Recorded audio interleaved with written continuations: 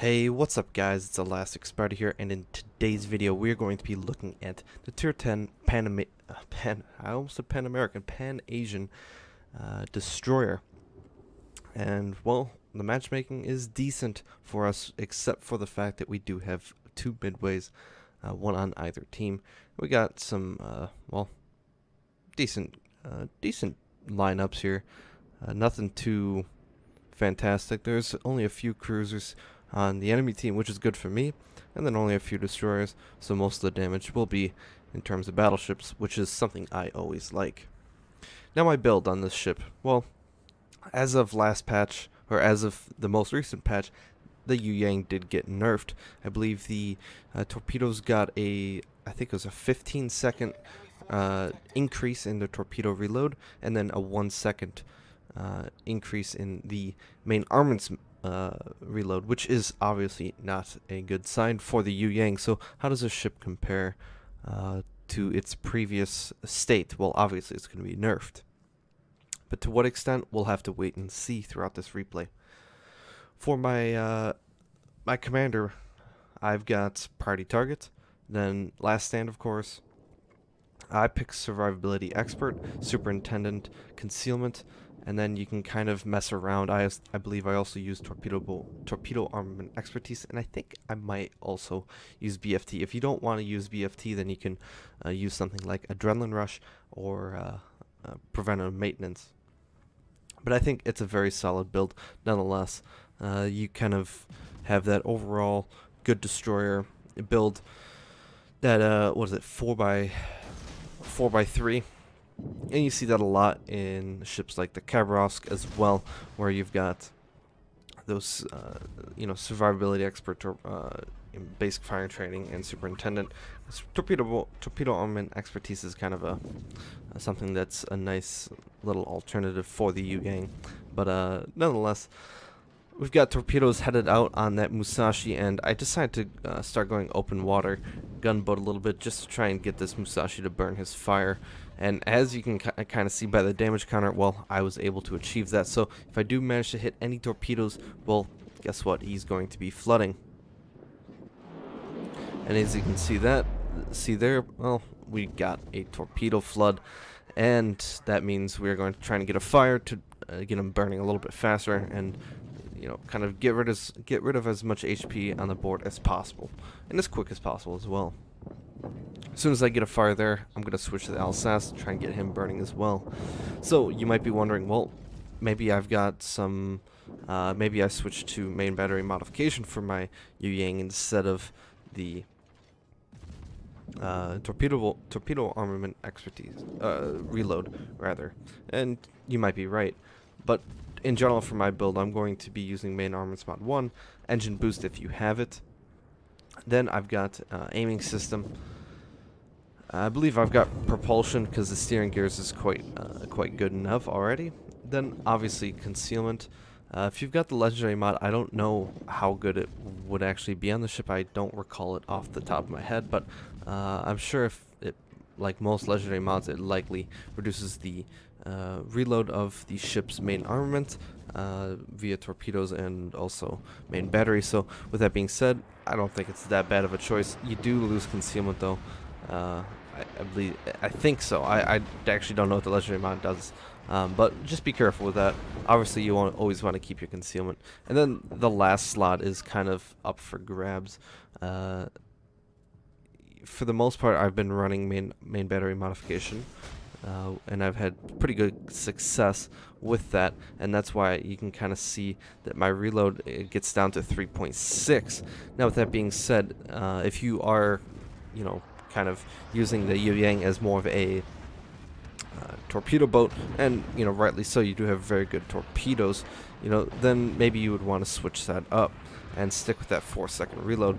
Myself, I do like the very quick reload, and the versatility of the Yueyang is still there, and I do think that with the gun nerf, I do think that it is, I don't want to say necessary, but if you're going to engage other destroyers, you always want to have that slight advantage, and having somewhat, well,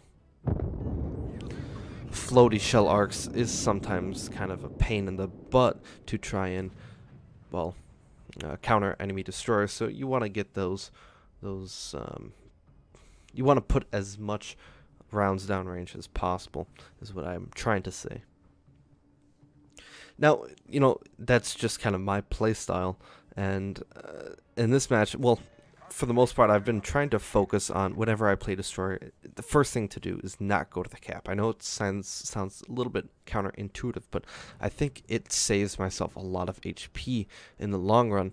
As you can see by the leaderboard, or the board at the top of the screen, well, the enemy Destroyer on the enemy team is dead. I believe it was a gearing. Yes, it was a gearing. And, you know, he sacrificed himself for what? Maybe he got, well, he didn't get anything on the side killed, so did he really, you know, gain anything from being able to risk his whole life? Well, I don't think so. And that's kind of the reason why, for the most part, while this replay is glitching out right now, that's why, for the most part, I'm trying to stay away from the caps from the early game, especially when you've got a lot of radar. In this case, we didn't have too much, but we have a Buffalo, a Baltimore, and a Moskva, well, and we've got some air cover from the midway. So any situation that I get myself into, I'm always thinking, how do I, you know, how am I going to get out of this? And one easy step is just don't put yourself in those situations initially until everything is spotted, or for the most part spotted, and you can kind of get a nice idea of where everything is going, and you know where their radar ships are, of course.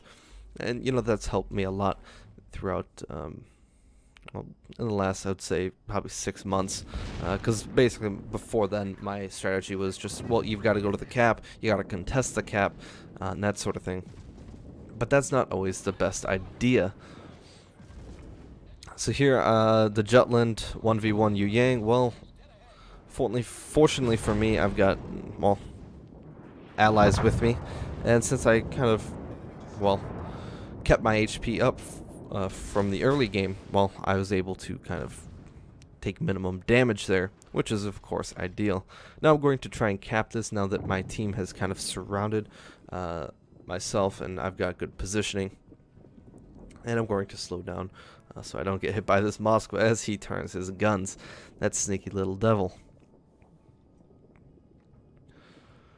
So here I'm thinking about my next step, and my next step is, well, I can either kind of support these guys at the Minotaur and whatnot out there. I don't really want to chase a Baltimore, but at the same time, if I'm going to go out here, well, I'm going to be putting myself pretty much bow on to these people, like the North Carolina, the John Bart, and the Moskva. So what I'm going to try and do is kind of sneak in this way and, well, hopefully get some broadside torps off. And this is kind of a nice anticipatory torpedo launch here on the North Carolina. At the time, he was kind of sitting still, but I think I had a feeling that he might start going forward, so I launched those. Now, unexpected to me, I'm going to get spotted here, which is very, very unfortunate. Well, I mean, it's fortunate in the sense that, well, I'm going to be getting damage, but here I wanted to get a little bit more shots off on the North Cal, and unfortunately, that's not going to happen. I'm not going to hit any torpedoes there, and I'm forced to 1v1 this Shimakaze. Now, I'm shooting AP there, and you can see first shot was 3,600. I got 5 penetration, so I saw that, and I started sticking to AP, but, well, now that he's broadside, suddenly this is not going to work, and he dumps his whole torpedo salvo at me, and unfortunately I ground just in the worst spot possible. I do manage to kill him, but I end up dying. So, a bit unfortunate there at the end. Obviously I wanted to torp that North Carolina, and I also wanted to, well, be able to, you know, maybe torp this Moskva and go on kind of a YOLO run. I didn't expect the Shimakaze to be there, but nonetheless, my team will go on to win this, and fortunately for me, I actually do fairly well. So let's take a look at the post-battle results. So we managed to get 110,000 damage. Again, unfortunately, we went out a little bit early, but in the time that we did spend in the battle, we did manage to get a torp hit, a very nice and long flood, 3 kills. And, well, we made a decent amount of credits XP and free XP, and we also got ourselves a solo base cap. Now, with that being said, while 4th place isn't the best, I would still consider nearly 1900 base XP to be quite a good game, considering the fact that there were tier 10 carriers always, well, for the most part, spotting me for a decent amount of time, and obviously just making my life not enjoyable.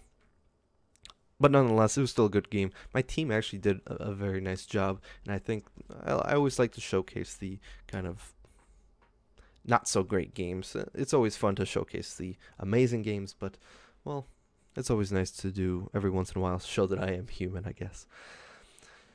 So, the Yueyang, well, did it really get nerfed? Yeah, it did get nerfed. It's noticeable. I always feel like my guns aren't performing and shooting as quickly as possible, and that is obviously something that I am not a fan of, and that's kind of why I've tried to counter it as much as possible with the main battery mod reload. Now, some other people might be thinking, well, obviously now its strengths really aren't the fact that it's got good guns anymore, good fast reloading guns, so why not stick to its strength and, you know, fit with torpedo armament? And, you know, that's a very valid point, and honestly, I just have to try it out. So with that being said, you know, maybe consider trying both if you do have enough time and chances to be able to play that ship long enough.